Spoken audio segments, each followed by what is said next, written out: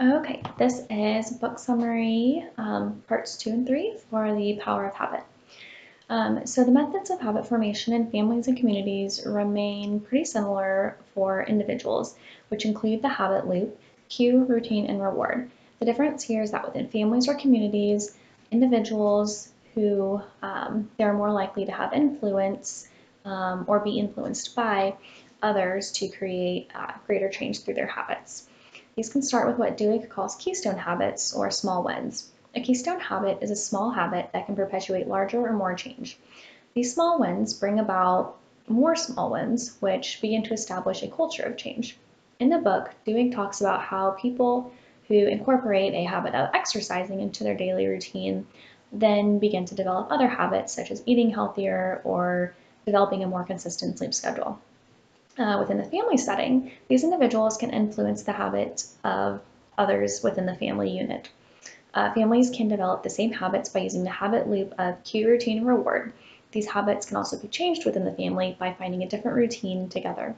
Within the family unit, each person has a source of support and encouragement to help direct their routines toward the common reward. A family example I have revolves around breakfast time at our house.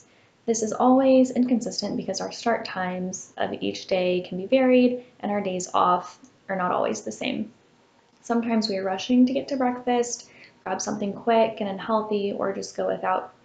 Because of this, we not always are fueled up for a productive day, whether it's at work or at home.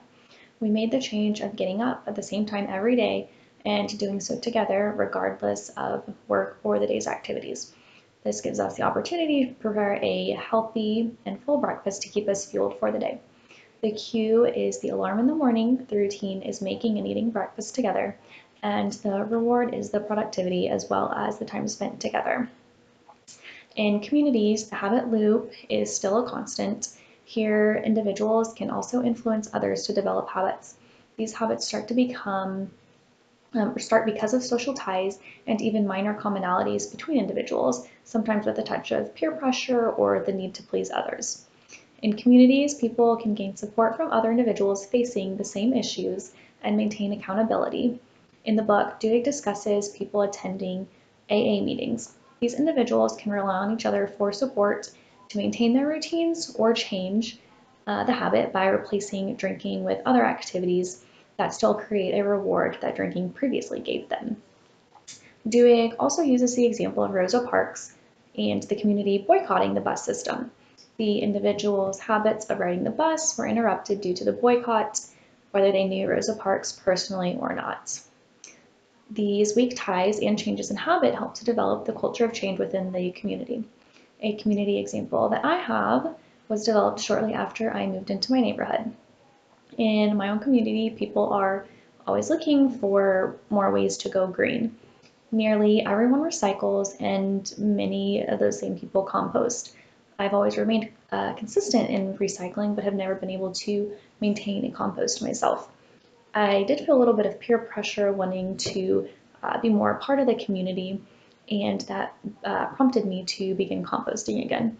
I've been able to maintain change and develop it into a habit because of the motivation and support from those around me. The cue here would be producing food waste.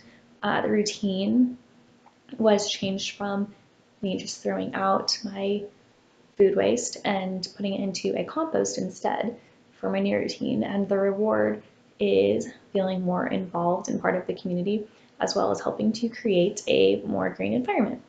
Thank you.